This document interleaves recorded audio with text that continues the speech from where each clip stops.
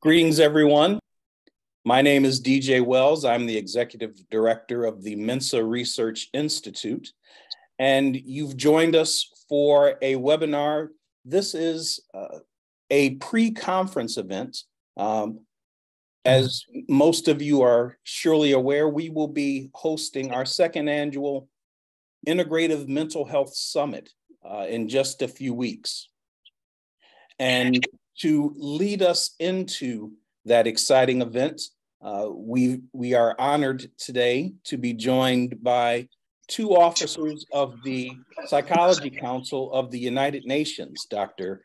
Takoosian and Dr. Elaine Congress, who we're going to speak with them today a little bit about all of the incredible resources that are available to not just the United States, but to the entire world through the PCUN, and also just talk a little bit about mental health on the global scale. The fact that maybe things are changing a little bit. People are talking a little bit more about mental health. And so I don't want to take up any more of our time than I have to in providing this introduction. I want to turn things over right away to Dr. Takoosian and to Dr. Congress so that they can share a little bit about what's going on with the PCUN, and then we'll get to your questions. I want to remind you folks, as always, our webinars, all of our events are interactive. They're intended to be interactive. And so as you have questions, please use the Q&A tab at the bottom of your screen if you're on a PC. I think it might be at the top of your screen if you're on a personal device, on a mobile device. But click on Q&A, type in your question. And as we get towards the end of our presentation today, we'll have time to answer as many of those questions as we possibly can. So with that said, I need to figure out how to allow Dr. Takoosian to share his screen. Let's see here. One panelist can share at a time. Participants, I think. Participants and then the menu. Right. Well, Dr. Takoosian, you're a panelist, so you should be able to share your screen now. I'll check. Yeah, it looks good. Thank you, DJ. So Dr. Takoosian, please go ahead and share your screen with our audience and tell us a little bit about PCUN, the Psychology Council of the United Nations. Thank you, DJ. Before I flash the screen, I'll mention we're told 1 hour. And this is Harold Takoosian in New York City at Fordham University. And I'm joined with Dean Elaine Congress, also from Fordham. And we would present for a shorter time, of course, and leave a lot of time for discussion. We prepared a PowerPoint, which should be helpful.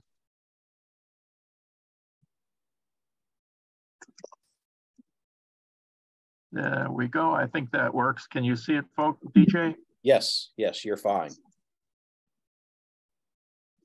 I think that's good. I hope that's okay. Yes, absolutely. We want to thank DJ and the Mensa Research Institute for this chance, and also Professor Mariam Tafreshi at Saybrook, who introduced us to Mensa.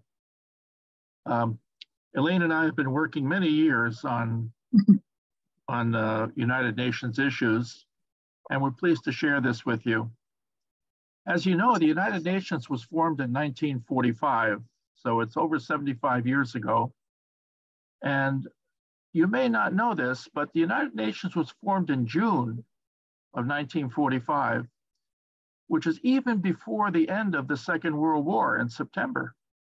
The 51 nations could not wait to start this new organization to replace war with peace, to replace conflict with cooperation. So the United Nations goes all the way back, earlier than the Second World War. And from the very start, the UN welcomed non-governmental organizations to participate. And psychology was not among them, really. Psychology joined later on for various reasons. But I'd like to share with you the odd history of psychology and the behavioral sciences at the UN.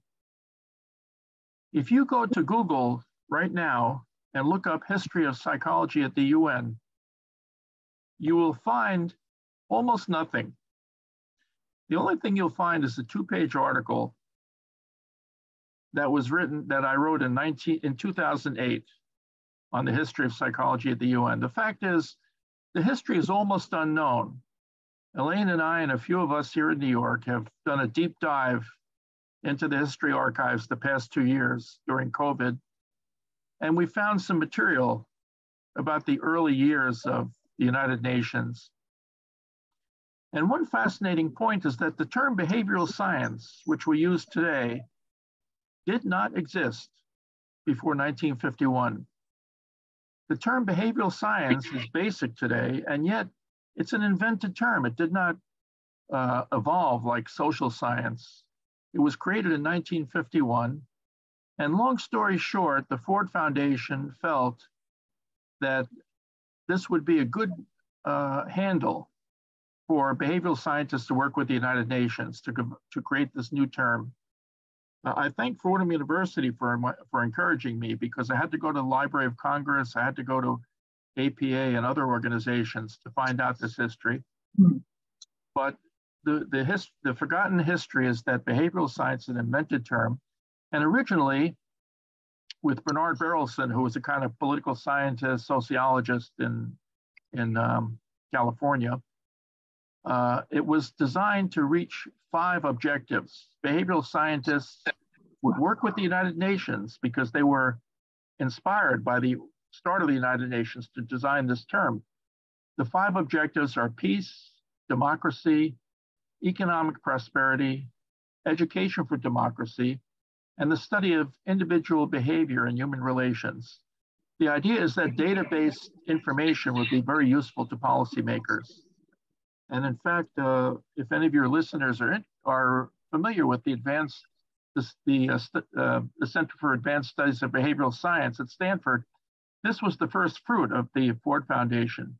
In 1952, they funded the institute, which of course still exists today. It's fair to say that the early years, there were no psychology organizations at the UN. Instead, there were several individuals. And I don't know if you recognize these people, but I'll just say that these are mostly social psychologists who have worked with the UN as individuals. One of them here, Herb Kelman, just passed away recently at age 94. We had his memorial at Harvard this Friday. But these are people who couldn't wait to get involved in the UN. They didn't wait for the organizations to officially establish connections. They worked on an individual level. And perhaps the most famous of these is Otto Kleinberg in the upper left, who was involved with UNESCO for many decades. Do you want to add anything so far, Elaine? No, this is fine. This is very great, very interesting, very important in terms of our history. So we're looking at the history of it. And here today, in the year 2022, there are about 20 psychology organizations involved at the UN. Elaine and I are with one of these, the IMHS, but altogether there's the APA, the International Union, about 20 organizations. And it's notable that they didn't join early. In fact, most of them joined in the 1990s. So psychology was slow to get to the table compared with social work, economics, and other fields. But we are at the table now. Elaine and I are officers, as DJ points out, of PCUN. This is a voluntary coalition of psychology organizations. Of the 20 organizations, 9 are involved in PCUN. We meet regularly, we have activities, and we exchange information. 9 separate independent organizations. There's no reason that Mensa couldn't join the psychology coalition. It's something to consider, but considering your global reach. Absolutely, absolutely. Yeah. and it's not costly, and you get badges for UN, for your representatives to visit the UN, and you're allowed to have interns. It's not a bad situation. Much of the attention of the Psychology Coalition is on the so-called SDGs. I think your audience is probably familiar with these. They've been around for over a decade. The 17 Sustainable Development Goals were arranged in the year 2015 so that the United Nations would work on these goals working towards 2030. And this is, you have the website there to see more information about poverty, health, equality, housing, 17 development goals. And it is striking that over half of these goals have a behavioral basis. In other words, psychologists can make a difference on these goals because we do database work on such a variety of issues, as we say, from neurons to neighborhoods. And most of these 17 development goals, except perhaps the fish life underwater, most of these goals have a psychology basis, behavioral basis. It used to be, for most of the past decade, that the Psychology Coalition met in New York City. These are members of several NGOs, and once a month we meet in New York City and we exchange information about what our NGOs are doing, how we could work together. As you can imagine, thanks to Dr. Fauci and others and the lockdowns around the world, this has changed so that for the past 29 months, we've been meeting online. We are unstoppable though. Instead of stopping our New York meetings, we simply met online and invited people in other regions to join us. And I want you to know that your listeners, there's no reason they couldn't join us on September 22nd, Thursday at 11 a.m. Eastern time in New York City, and join our monthly PCUN meeting and meet other colleagues. It's about 90 minutes, the meeting, and we cover business, but people can see what we're doing. It's a very transparent, open organization. And in this picture, you see 25 of our representatives at our monthly meeting from all parts of the world, from Israel, Western Europe, Eastern Europe.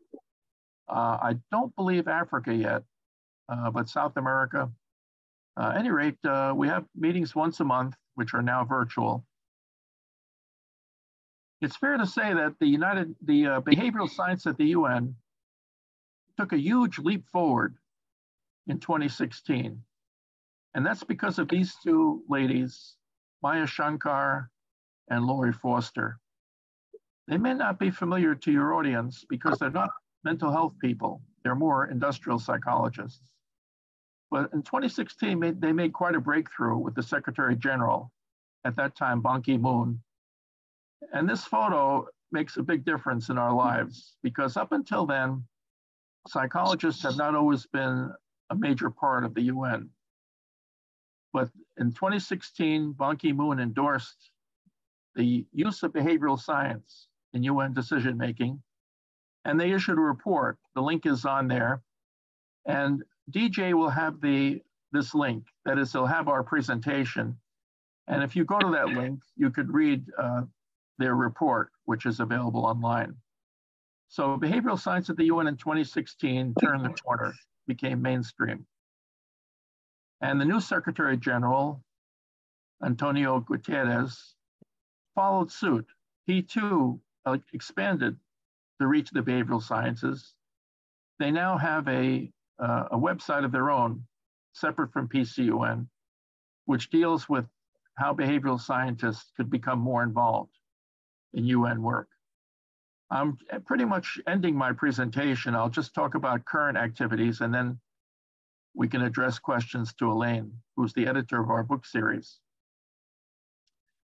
For the past 2 years, since March 10th of 2020, excuse me, yeah, that's right, March 10th of 2020, we've had about a dozen webinars. And these webinars cover many different issues. They're chaired by many different people in many regions. You see a sample here where Columbia University was talking about gender-based violence and supporting refugees and asylum seekers with Kim Baranowski. So these webinars were open to anyone, and you could simply email me or Elaine to join our list. With our listserv, you could find out about future webinars. Most germane, I think, for Mensa today is our book series. In 2020, PCUN voted unanimously to launch a bold new book series with Information Age publishers. And the first volume appeared, unfortunately, just after the lockdown in New York. This volume, Behavioral Science in the Global Arena, and had 16 chapters by experts in different specialties, very diverse. We designed this book as a textbook because each essay can be used as a reading in a course. It has each chapter has a glossary, an overview of the topic, discussion questions, references. This is not designed only for experts, but also for students taking courses. And if you look at that website on the slide when you get a copy of this, that's the website for our series, which lists all 4 volumes that are available now. The 2020 volume, the first volume, was greeted very positively. We didn't sell many copies because people didn't know about it. But the fact is, many experts like Jean Lao Chin welcome the series as overdue. It should have happened earlier. We should have had international psychology much earlier than 2020. But the fact is, this book, thanks to the support of our publisher, George Johnson, this book was followed by a second volume this year, 2022, focused specifically on global health. Not diverse, but specifically global health, both mental, spiritual, as well as social health, 3 different foci. And this book had 14 chapters with 36 authors from 5 nations. So this book was the second in our series. And then the third in our series is focusing on health trends and issues, the kind of DEI volume, which deals with what are trends in mental health today, opioid use, suicide, dementia, as well as issues, race, gender, socioeconomic background. So the idea is that these books are now a resource for people who want to know more from authoritative leaders on these global topics. I'm very happy to say that one of our contributors is Hamid Al-Bayate, an ambassador at the UN, one of the few ambassadors with a PhD in behavioral science. And the fact is, back in 2012, about 10 years ago, Dr. Al-Bayate, without the involvement of psychology, skipped over the issue of mental health because the UN for years had been resisting including mental health with physical health as a priority.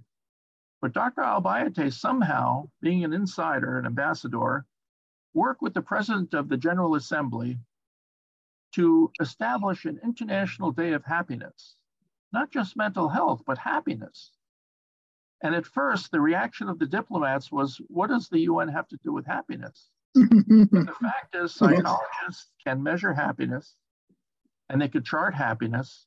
And since 2012, Dr. Al-Bayate's annual International Day of Happiness on March of each year celebrates the progress that has been made in promoting world happiness. And I say I'm very pleased to say this because Mensa Research Institute managed to convince Dr. Al-Bayate to participate in the October conference. So he'll be talking about whether the world today is happier. I was going to say, you're stealing my thunder here, Dr. Tsukushian. Well, that's all I'll say is that I'm very happy that Mensa is partnering now with the PCUN because this is a major breakthrough, I would say, at the UN, where the insiders, the ambassadors, are now talking about mental issues, including happiness. Thank you. You see my email there if you want to reach me directly. And I appreciate your attention. Thank you so much, Dr. Takoosian. Just incredible, some of the resources that are now available to people. And I think what's important is to recognize one, and this is something that the Integrative Mental Health Summit was developed to achieve in the first place, and that is to identify and provide access to resources for mental health and balance, for both for practitioners, for everyday folks that are just looking for those resources that can help them manage. So this provides us with just another wonderful resource, a wealth of information that both our practitioners and our lay people can access and make use of on a regular basis. It's so much in keeping with the spirit of the Integrative Mental Health Summit.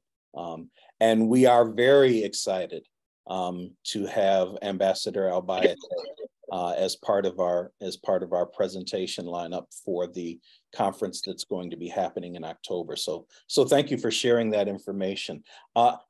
Before Dr. Congress, I'd like to spend some time with you talking about just the general movement towards mental health and behavioral sciences across the globe. But before we do that, I want to ask just a couple of quick questions that are specific to the book series, because I'm very excited about those books. And so are we. Great, go for it, TJ. But first off, as you mentioned, Dr. Al-Bayate is talking about happiness in particular, and I'm pretty sure that's what his chapter is about in the book series. Can you share with us some of the other topics that might be of interest to our integrative mental health audience that folks will be able to find in these textbooks? Well, first, let me just say, DJ, thank you for inviting me. This is a really interesting, exciting program. I'm glad to bring it here to you on behalf of PCUN and to work with my longtime colleague and friend, Harold Tsukushian. And I think it provided like a really good introduction. Before I begin, let me just say a few things that are unique about me. I also have a degree in social work, and I work in a social work school. So I feel like both psychologists and social work, which is very important because I think we have to all work together, all the professions, given the kind of the immensity of the world's problems. And I think the book series does this. I mean, it started off, we were mainly psychologists and a few social work, but we've expanded it. We have, of course, we have UN people like Common, but, we also have kinds of, we have some government officials, we have some scientists, we have lawyers, we have medical doctors. And I think this is like really important in this, that we're all here, working together. And you all can, help us by, buying one or three of our books. And I want to tell you more about some of these books. And then I also have requests for you in terms of the future books. Something else I should say that's unique about our books, we focus on really current issues. And that's why the last two books have been on health, because certainly with COVID, we've been like real concerned about health issues. But we found it's not just medical health. I mean, there's also a lot of psychological health issues. There's definitely some spiritual health, environmental health. So we broaden the health concept for the other books. I'm just going to tell you a little bit about the third book, which is Global Health Trends and Issues. On some of the chapters, well, we had one naturally about the pandemic, written by some epidemiologists. Because everyone had COVID front and center. That was a big concern for the last 3 years. We have a chapter on something really confronting our world, like substance abuse. Yes. And we think about that in the United States, but we also think about that around the world. And also, as you know, with COVID, there was really an increase when people were confined to their house, which has been a real concern. We talk about dementia, which unfortunately, it's great that people are living longer, but there's really been an increase in dementia. We talk about disabilities. We had a chapter about nutrition. We have one, a scientist did this, about promoting biodiversity, in our world, and it has to do also with kind of climate change and, current issues. We have something about, and young people are very much involved. And I should say something else about this book. We also partner with students. That's one thing that's really unique about our books. It's not just kind of big experts, and we definitely have a lot of major experts, but we've also liked to provide students, our future experts, opportunities to kind of co-author chapters. So then, as Harold said, we talk about special issues such as women's health, which is a big area which I'm particularly interested in.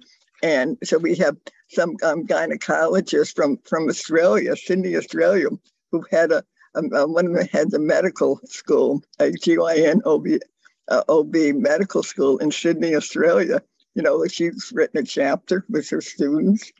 We have, and we are all kind of part of Western health issues in terms of, you're sick, we go to a doctor, we have blood tests, x-rays, we take medications. We're all part of this Western system. But we have someone talk also about indigenous ways of approaching health problems and treatment. We have someone speaking about LGBT issues, and kind of how the UN has dealt with this, and which is a challenge because a lot of countries do not have very progressive policies about LGBTQ people. And so, so it's kind of a tricky issue for the UN to handle because of the, of the 193 countries. Some of them are, not as positive. And we know how migration is such a big issue. It was such a big issue here in the United States, but for everywhere. So we have a chapter on, on migration and health issues, and especially women's issues. We talk about HIV/AIDS, which, fortunately has become more of just like a chronic illness here. But in many places of the world, it's still really a terminal illness. But even more related, there's a lot of stigma involved with HIV/AIDS. So that's something we talk about. And certainly stigma also relates not only to HIV/AIDS. Stigma is the whole issue with immigrants and with people who are different. And then we talk about, unfortunately, the continuing problem with human trafficking around the world. So this is just like a little snapshot of some of the topics. And they're all very, very relevant. So anyone who's teaching a course on, any kind of international psychology or global issues will find chapters here that are very relevant and that students are interested in. And I think, that's why I really recommend this book. Outstanding. But also, let me just say, but you all can help us besides buying our books, which is very important. But we're going to continue to write books, and we have a goal. We'd like to do 2 books in 2023. Since that's our motto, we had 2 in 2022. So we'd like to do 2 now. But we need your help. We need your help first in terms of themes. And we have some themes that we've been tossing around, like a book on children is one idea. One about the SDGs, is another idea. And, Harold, talked about the SDG. But we're looking for other ideas of books.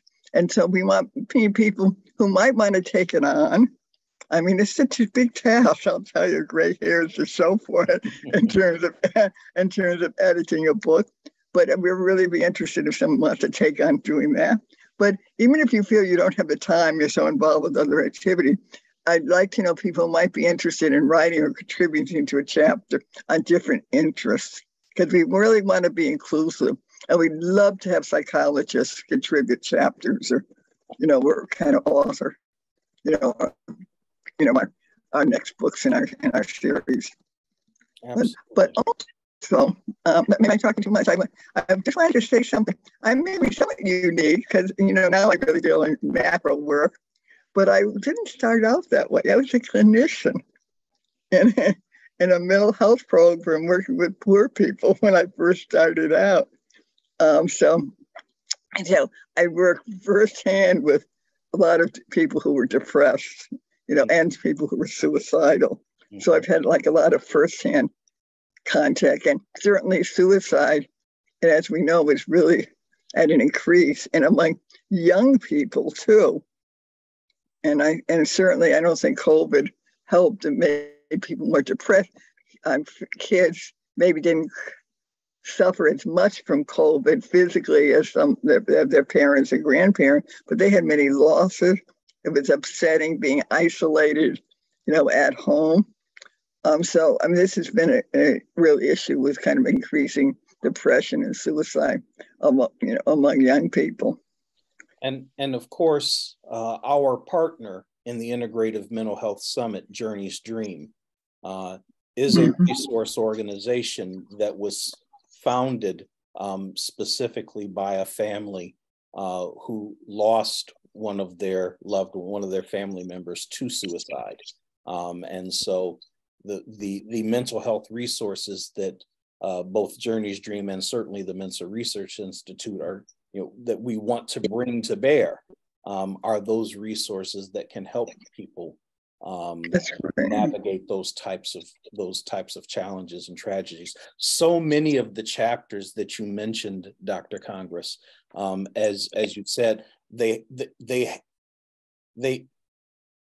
fingers of behavioral science, the fingers of psychology are absolutely touching all of those topics. A lot of people don't think of addiction as a mental health challenge, but indeed it is. And so several of our sessions during the conference speak to issues of addiction. So many, we've had several conversations during previous webinars, and certainly I anticipate more of that discussion will happen during the conference when we talk about the mental health impact of the pandemic of COVID-19. All of the depression that resulted, several of the things that you spoke to just now, Dr. Congress, the loss and dealing with loss and dealing with the trauma of navigating a global pandemic has just absolutely impacted our world in ways that we never could have imagined. And so important to have these resources to have these discussions. And I would like to, I'd like to be one of the first to answer your challenge, Dr. Congress. Maybe. Oh, wonderful! Great! Okay, what are you interested in doing? Maybe not actually writing a chapter, but certainly contributing to it. And I'm pretty confident that many of the transcripts of some of the stuff that comes out of our conference are going to be very valuable. Oh, that's interesting. What a great idea. Well, we welcome that. So absolutely. We want to be part of that conversation. And I'm sure that several folks in our audience will want to be part of that conversation as well. So very exciting. So what's your particular interest, TJ? What can I sign you up for? Not going to let you off the hook. Let's have that discussion offline. Okay. But I will say that. Okay, I'll add you to the list. No, absolutely. I will say that we are so very we're so very interested just in general in the integrative approach, the multidisciplinary approach of addressing mental health concerns. So that's certainly something that I think that myself and all of our colleagues, both those that are watching and those that we'll be working with at the conference, will certainly have something to contribute to that discussion. And then also, much of the work that we do kind of speaks to non-traditional. I often laugh at the paradox of natural healing being considered non-traditional medicine. That it's actually so much healing that comes from cultural traditions is considered non-traditional, and just speaking to some of those types of like I said, that paradox, but also just the wealth of healing potential that can come from some of these cultural traditions, from these naturopathic approaches, I think is an important discussion to have, especially when we're talking about the world stage, because certainly Western medicine isn't the only, there are several people who are not practicing Western medicine that are living long and productive lives. Several cultures where longevity is probably even more prevalent than in Western settings. So I think there's a lot to be discussed along those lines. Right. Yes. And by the way, speaking of, I'm also, an officer in the Indigenous Committee at the United Nations, and we've explored a lot, and we have a subcommittee, health issues, with Indigenous people and some of these, Indigenous resources. And as you said, some of them have worked out very well, and people have much longer life expectancies than those of us who feel we know better and who subscribe to Western medicine. So absolutely. So we really have an interest in that. I have an interest. Absolutely. I do want to remind our live viewers that if you've got questions or comments that you want to contribute to the conversation, absolutely use the Q&A tab. And as you type those questions in, then I will feed them to our esteemed presenters today. And if you don't, that's fine, because I've got plenty of questions that I want to ask myself. But to that end, Dr. Congress and actually Dr. Tsukushian, you also mentioned this during your presentation. This issue of stigma, I think, is very important. And mental health in general has always carried a negative stigma. And oftentimes people haven't sought out support or medical help or the treatment that they need for fear of that stigma.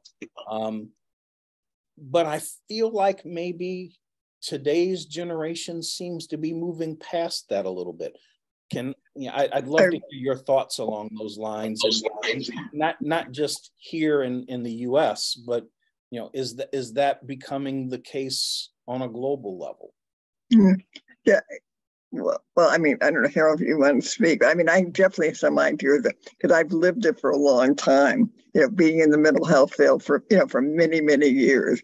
And I know how stigmatized it was, how hidden it was, how embarrassed it was. So we had a mental health clinic, but we also in like a medical program, so it's safer. I'm going to the doctor because I have this pain in my arm. That's safer than saying I'm going to a doctor because I'm really depressed, right? But I think, as you said, absolutely, times are changing. I mean, young people are more into talking about their feelings and looking out if someone is really depressed. It doesn't have to be hidden. I know there was a time that, if you were really upset about something, you couldn't take a mental health day. You had to take I have a terrible headache. or I was sick, all that, throwing up last night. You would have a physical reason for being out. But that's really changing.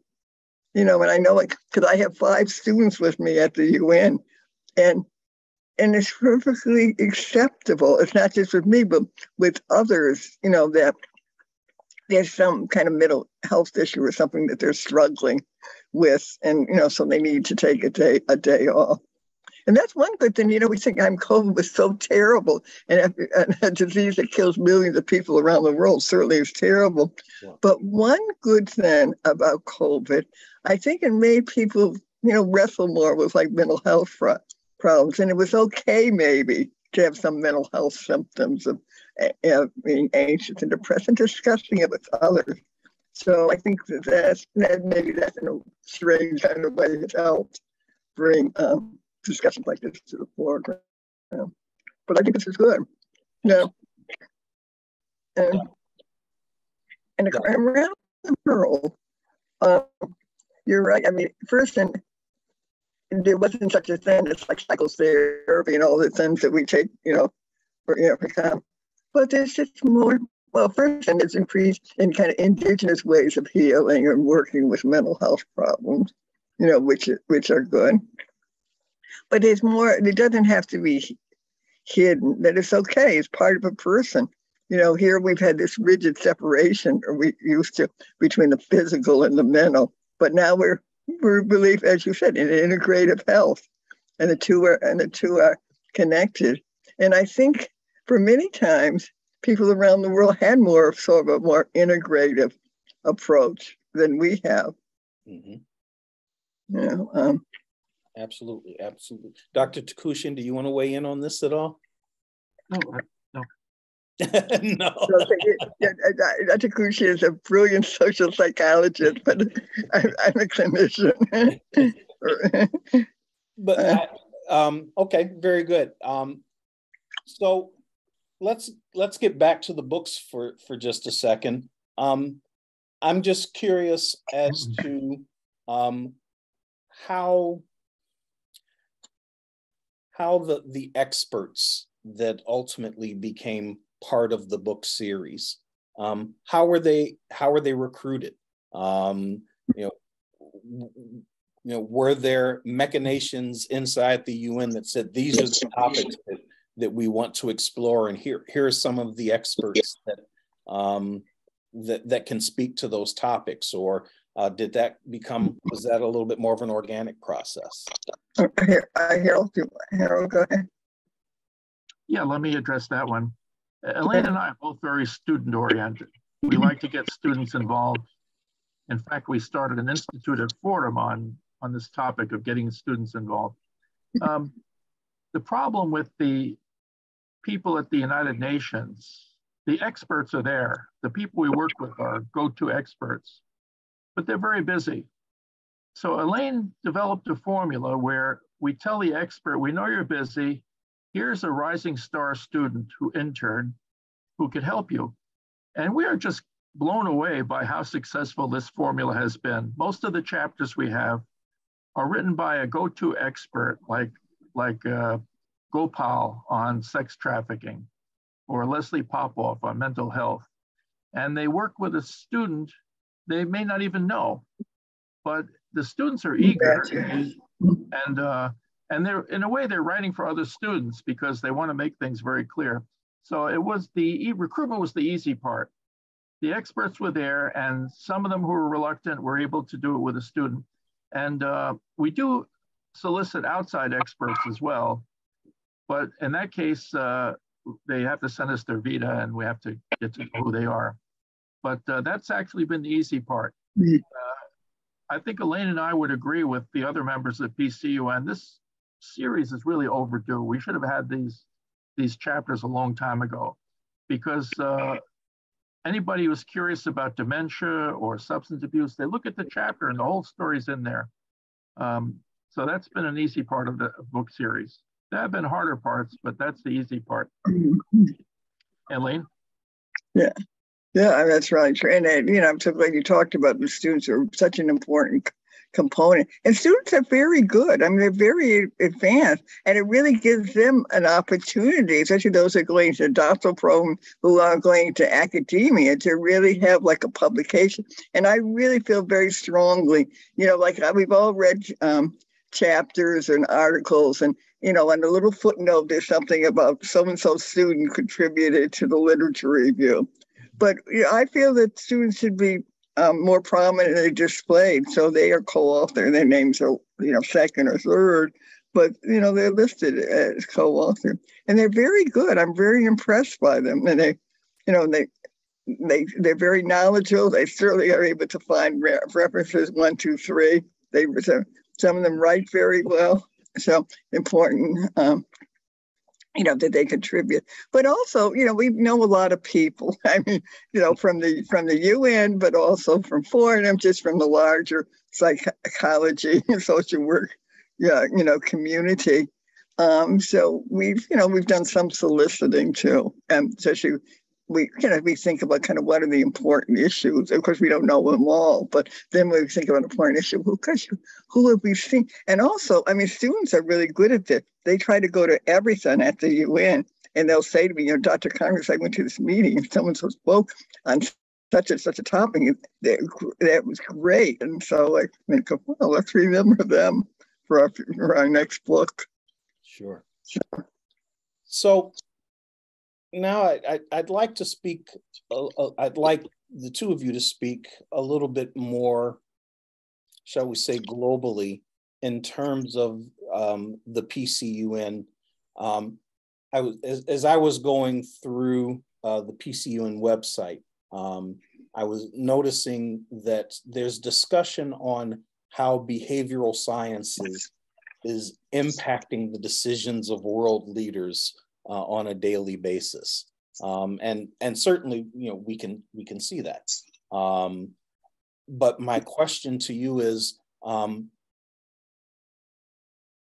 are the resources of PCUN even above and beyond this book? Are world leaders reaching out? Are we seeing that world leaders are looking to the experts that are provided through PCUN, through some of the other United Nations resources, in their decision making, in their diplomacy, in their interactions with each other? Harold, do you want to address that? Or, right. Go ahead. No, you first. Go ahead. I would say answer that question in two ways. First, the answer is no. Policymakers don't look for us at all. They see psychologists as an interest group, and they've already got enough interest groups. So the short answer is no, they don't really look for our material. But that leads to the second point. Our material has not been available, has not been easily available. Right. So that publishing the material makes it more available, and that will change things. In fact, this summer, Dr. Albayate in person delivered our volumes to the president of the incoming president of the General Assembly. And he's very gracious in helping us to change the answer of that from no to yes. They're not looking for us, but we're making ourselves available. And I think in the long run, we'll create a demand that isn't there right now. Thank you. Thank you. Elaine? Yeah, I was just going to say the same thing. I mean, because in some ways, the governments kind of like act over here, and sometimes maybe we don't rely.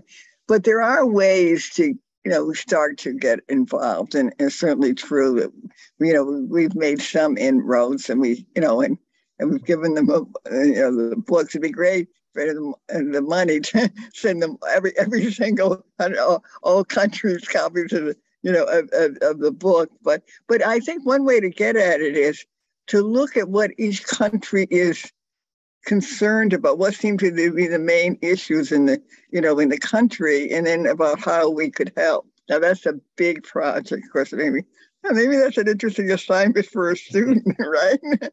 And of course, we know some of the main, some of the big countries, but a lot of the countries we don't know too much about. But this might be, a strategy. And also we do mission visits. Now, one issue with mission visits is, it's not like you're talking to the ambassador himself, right? Or the head. Talking, to office staff. But it's at least a way to begin to share where we are with the UN. Mm-hmm. So that's something that we've engaged in. So that's helpful.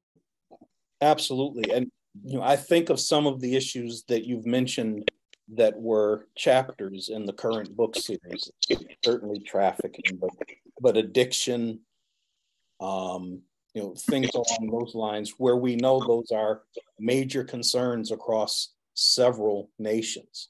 And so I absolutely agree. By making those resources available, then we become more and more likely to be asked to be parts of the conversations, right, to the solutions. Well, we're getting near the end of our time here.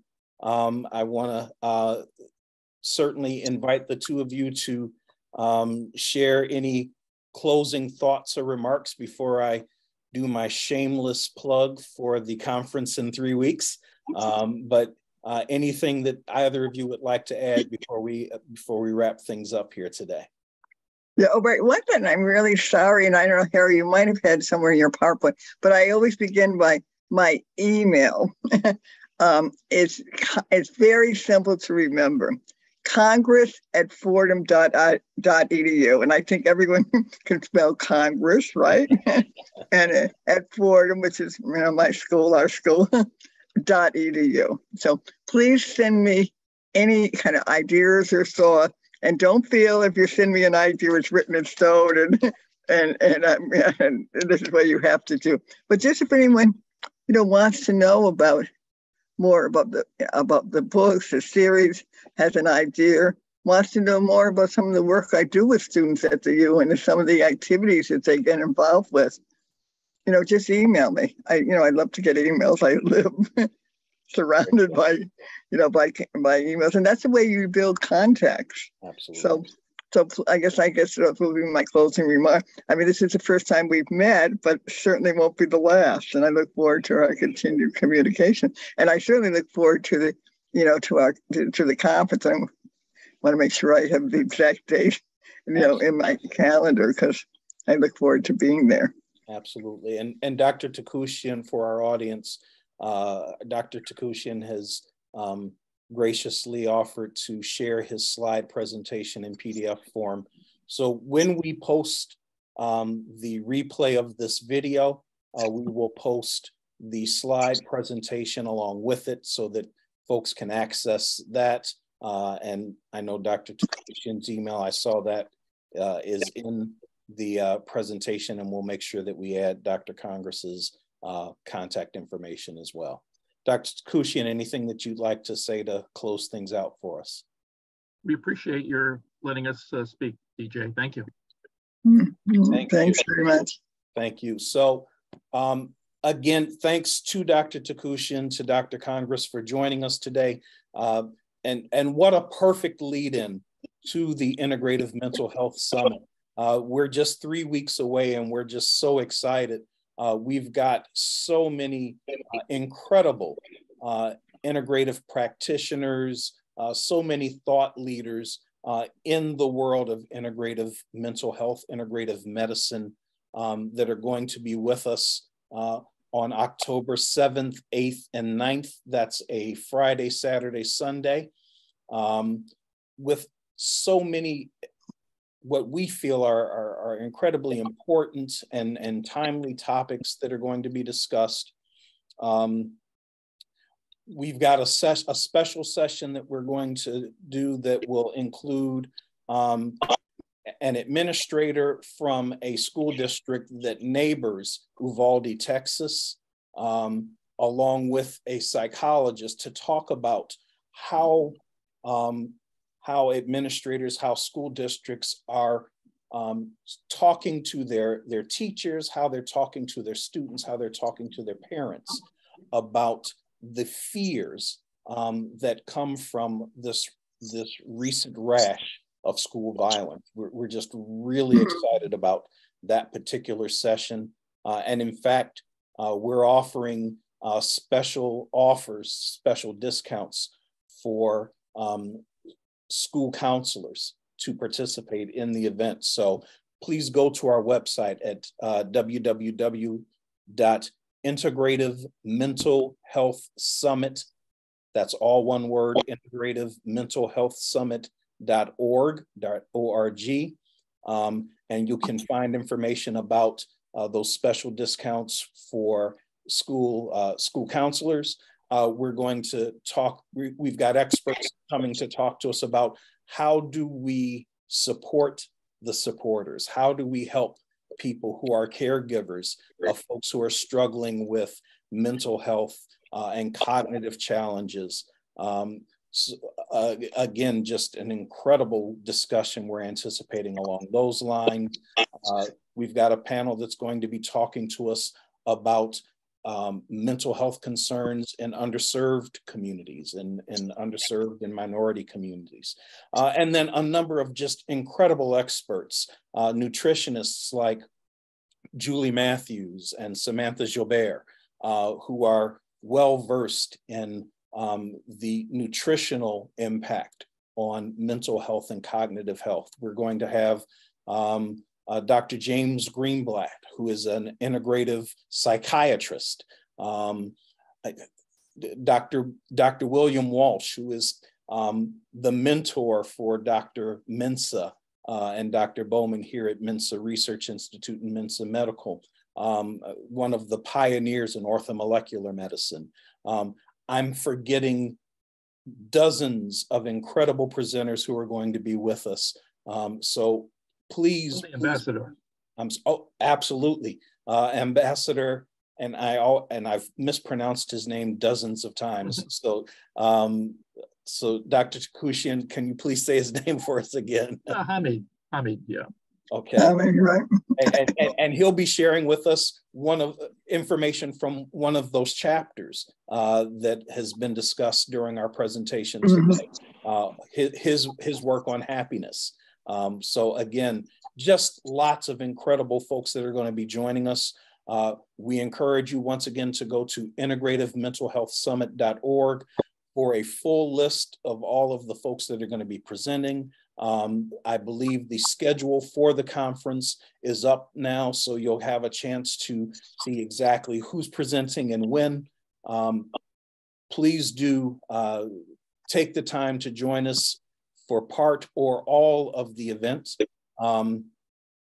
As always, this webinar will be available via through our partner Journey's Dream. Their online community, Amity, will be hosting a video replay of this webinar. So if you want to go back and revisit anything that was discussed today, or if you want to make sure that your friends and colleagues have an opportunity to see any of it, please go to amity.org or to journeysdream/amity.org, and you can find replays of this and all of our previous pre-conference webinars. With that, we're just looking forward to seeing you in a few weeks at the Integrative Mental Health Summit. On behalf of the Mensa Research Institute and our incredible partners over at Journey's Dream, and again, for our new friends at the PCUN, thank you so much for spending some time with us this afternoon. Great. Thank you for inviting us. Thank you. We'll see you in a few weeks. Right. I know.